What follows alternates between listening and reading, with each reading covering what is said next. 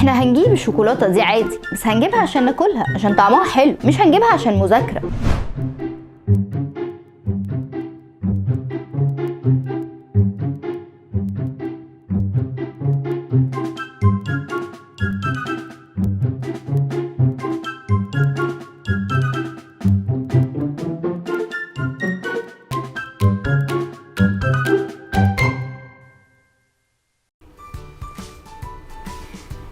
الحقيقه انا في حاجات ما ابتديتش اخد بالي منها الا لما عيالي كبروا وابتديت اتحرك معاهم. ففي مواضيع مش هنبتدي نعرف نحكي معاهم فيها الا لما نبتدي احنا نلتفت لها اصلا، ناخد بالنا منها، ان هي ممكن تعلمهم حاجه او ممكن تسبب لهم مشكله. في وقت من الاوقات بندخل محل نشتري كل اللي احنا عايزينه، وفي وقت من الاوقات بنبقى عايزين نعلم ولادنا القناعه، في وقت من الاوقات بنبقى عايزين نعلمهم يقولوا شكرا، وكل ده ما بيحصلش.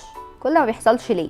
اسباب كتيره قوي قوي قوي، بس خلوني اتكلم معاكم النهارده في نقطتين. لو عايزين نحكي مع اولادنا عن الشكر او عاوزين نعلمهم الحاجه الجميله دي، فاحنا محتاجين ناخد بالنا انه في حاجتين بيحصلوا. اول حاجه ان اولادنا بيتعرض عليهم حاجات في التيك توك واليوتيوب والحاجات دي كلها، بتعرض عليهم الاوفر يا جماعه، يعني الحاجات اللي هي مش طبيعي انها تبقى في بيوتنا، مش العادي ان هي تحصل. كل ده تمثيل، كل ده برامج ناس تعملها عشان تكسب منها فلوس، كل ده حاجات كده. فدي حاجه من الحاجات اللي هم شايفينها، انا عايز ده وعايز ده وعايز ده.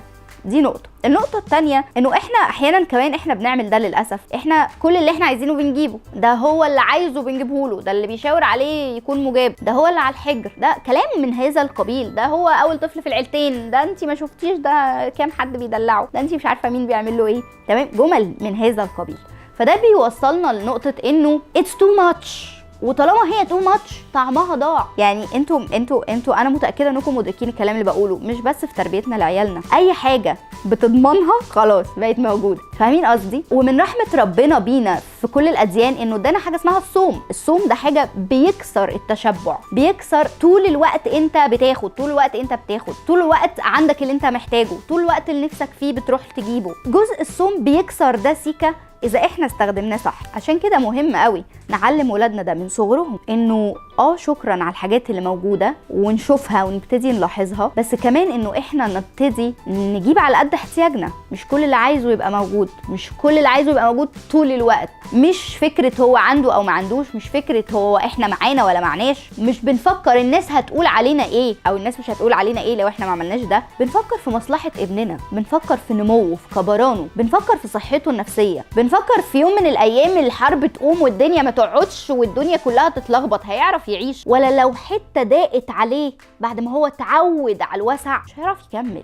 بمرن ابني على اي عيشه ممكن يعيشها. اشمعنى صاحبتي مامتها جابت لها وانتي ما جبتليش بعد ما جبت بلو؟ الجمله دي متكرره جدا وهتقابلنا قوي في حته الرضا والقناعه والشكر والحوار في النقطه دي. اشمعنى دي بالنسبه لنا هي كلمه مش موجوده في القاموس اصلا، مش حاجه اسمها اشمعنى. دي ايه الكلمه دي؟ جبتيها منين؟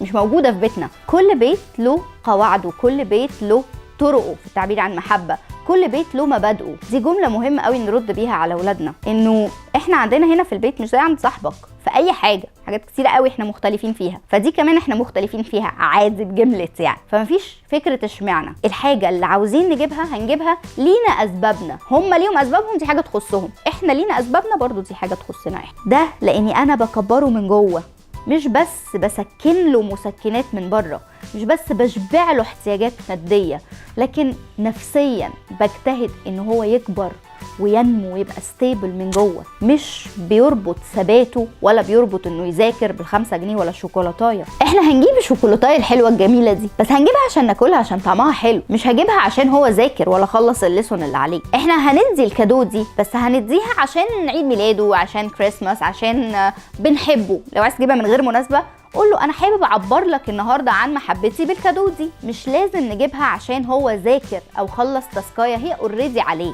خلص تاسكايه هي عليه، او خلص واجب او خلص درس هو المفروض يعمله، ده خلاص برافو عليك، انت خلصت. حلو طعم الانجاز، حلو طعم الانجاز، حلو انك قدرت تنجز وتخلص في الوقت اللي انت عايزه، حلو انك اجتهدت تعمل ده، حلو. كل دي حاجات حلوه مهم انه يدوقها، غير ان انا اديله 5 جنيه على كل درس. معلش يعني هي 5 جنيه ولا ما بقتش 5 جنيه دلوقتي. يعني غير ان انا اديله اي فلوس علشان يذاكر او اي فلوس عشان يتعلم حاجه. فمهم قوي انه احنا القناعه والشكر ما ينفعش اكلم ابني عنهم، ينفع يشوفني عايشاهم، ينفع يشوفني في تصرفاتي وانا بجيب الحاجه بختار ايه، ينفع يشوفني وانا بساعد حد بساعد ازاي، ينفع يشوفني وانا بعمل ده. وقت ما يشوف ده ووقت ما يتعلم الصيام هيبتدي يعرف يعني ايه طعم الحاجه، ويعني ايه الحاجه تبقى مش موجوده، ويعني ايه انا اللي اختار اني اتحكم في الحاجه تبقى مش موجوده او مش موجوده، مش الحاجه هي اللي بتفرض نفسها عليا. ده مهم جدا عشان حوارنا مع اولادنا في النقطه دي ما يعطلش، لانه مش بالكلام.